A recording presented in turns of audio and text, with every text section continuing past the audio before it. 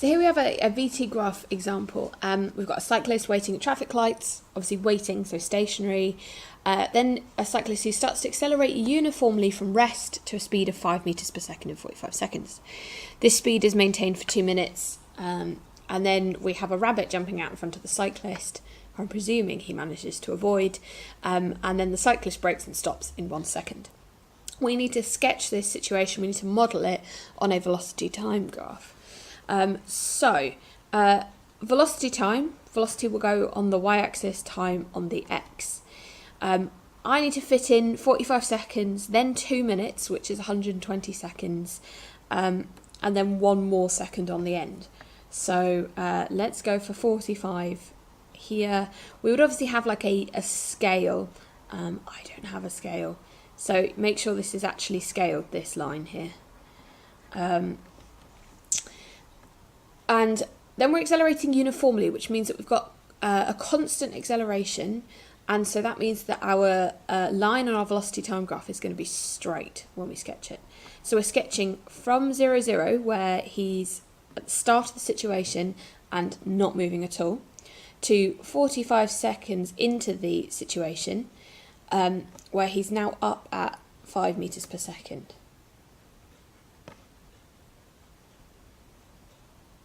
Ta-da! We're then told that he maintains this speed, so he doesn't accelerate anymore. His velocity does not increase, it does not decrease, it stays the same for a further 2 minutes.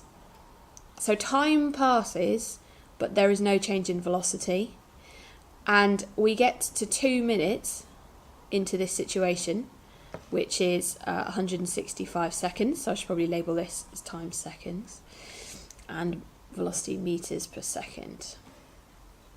At which point he brakes and stops in a second. Now, I'm having to assume here from the question that it's a constant deceleration to a second. It's a very steep line here.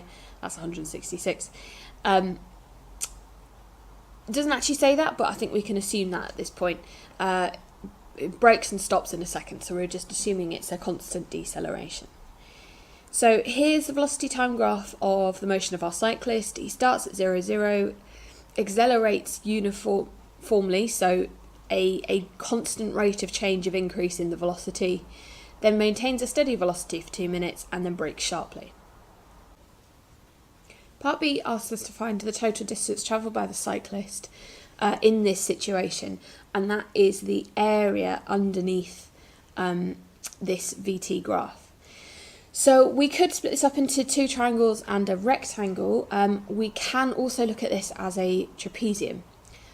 So the parallel lines are the time, which I need a pen for, not a pointer. There we go, 166 along the bottom and 120 along the top. Those are my parallel lines, so I'll add them together. I'll halve it and I'll multiply it between the distance between them, which is 5 seconds. It's the height of the trapezium in this case. That gives me 715 meters. Must remember your units. So not a very long journey for our cyclist.